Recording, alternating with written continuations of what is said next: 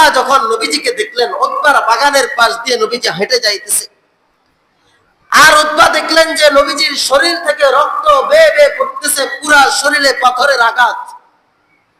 Utba এত বড় দুশমন, 10 বছর 11 বছর পর্যন্ত নবীজির সাথে দুশমনী আদাওয়াতি করেছিল। ওই উতবা নবীজির এই আঘাতের চিহ্নগুলা দেখে বললেন, হায় তায়েফের মানুষ, একটা মানুষকে বুঝি মানুষ এভাবে মারে। উতবা পর্যন্ত দুঃখ প্রকাশ করে। তার গোলাম ছিল আদ্দাস, আদ্দাসকে বলল, আদ্দাস তুমি কিছু খেজুর আর আঙ্গুর নিয়ে মুহাম্মদকে দাও, সে এগুলা খাক। এভাবে বুঝি মানুষ একটা মানুষকে মারে। আয় তায়েফের মানুষ, 11 বছর পর্যন্ত তার বিরোধিতা করেছি, তার সাথে আমাদের আদাওয়াতি আছে, শত্রুতা আছে, কখনো তো আমরা তাকে এভাবে মারি না। নবীজি চলে গেলেন তায়েফের ময়দানে। তায়েফ গিয়ে মানুষদেরকে যখন দ্বীনের দাওয়াত দিলেন, মানুষগুলা নবীজিকে বলতে লাগলো, আনতা মাজনুন, তুমি তো পাগল। নবীজিকে পাগল বলে যখন দৌড়াইতে লাগলো, সমস্ত যুবক ছেলেদেরকে, কিশোর ছেলেদেরকে লাগিয়ে দিল তাকে পাথর নিক্ষেপ করার জন্য। নবীজিকে পাথর মারে।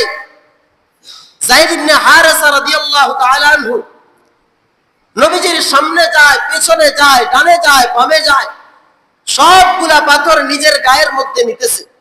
এক সময় যায়েদ ইবনে হারেসা নিজেও পড়ে গেলেন, পাথরের আঘাত আর সহ্য করতে না পেরে নিজেও মাটিতে পড়ে গেলেন।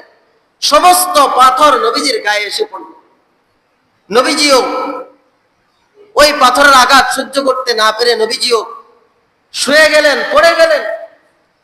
ওই আরবের কাফেরদের সন্তানরা, যুবক ছেলেরা এসে নবীজির হাতকে ধরলেন, বাহু চেপে ধরে বাহুটাকে উপরের দিকে উঠিয়ে বাম দিকের যুবকদেরকে বললেন, তোমরা পাথর নিক্ষেপ করো। নবীকে পাথর বাম দিক থেকে নিক্ষেপ করে। কিছু যুবক বাম হাতকে উপরের দিকে উঠিয়ে ডান দিকের যুবকদেরকে বলল, তোমরা পাথর নিক্ষেপ করো। নবীজিকে এভাবে পাথরের আঘাত করতে করতে ধারালো পাথরগুলা নবীজির গায়ের ভিতরে ঢুকে গেছে। কিছুক্ষণ পরে নবীজি অজ্ঞান হয়ে গেলেন, হুঁশ চলে গেল নবীজির। তারপরেও আরবের কাফেররা, তায়েফের যুবক ছেলেরা নবীজিকে পাথর মারে। নবীজির শরীর থেকে রক্ত ঝরে। নবীজি জুতা মুবারককে এভাবে ফাঁক করে দিলেন, জুতার ভেতরে সমস্ত রক্তগুলা ঢুকতেছে। তায়েফের জমিনের মধ্যে নবীজির রক্ত পড়ুক, তিনারা এটা চান না। তিনি চান না এজন্য যে যদি নবীজির রক্ত এই জমিনের মধ্যে পড়ে, তায়েফের ময়দান আল্লাহ তাআলা ধ্বংস করে দিবেন, তায়েফের জমিন আল্লাহ তাআলা ধ্বংস করে দিবেন। এজন্য নবীজি তিনার রক্তগুলাকে জুতার মুবারকের ভিতরে ঢুকায় নিলেন।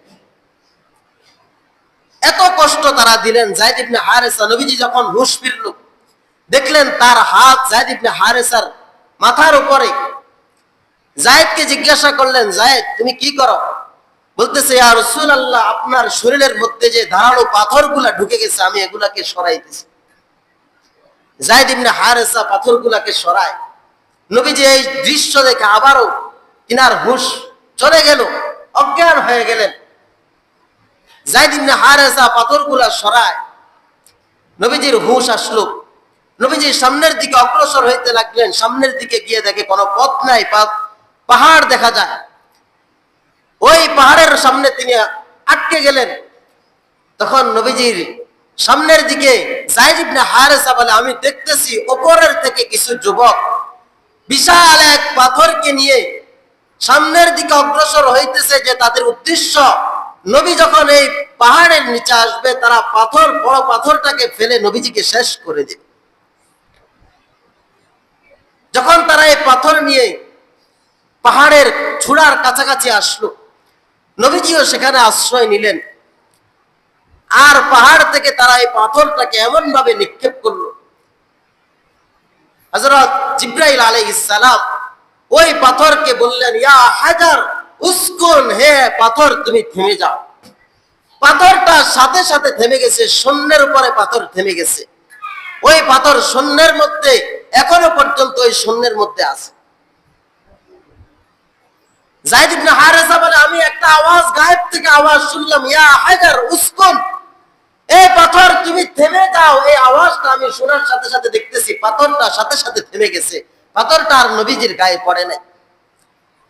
নবীজি সামনের দিকে আসতেছে, নবীজির দুশ্মন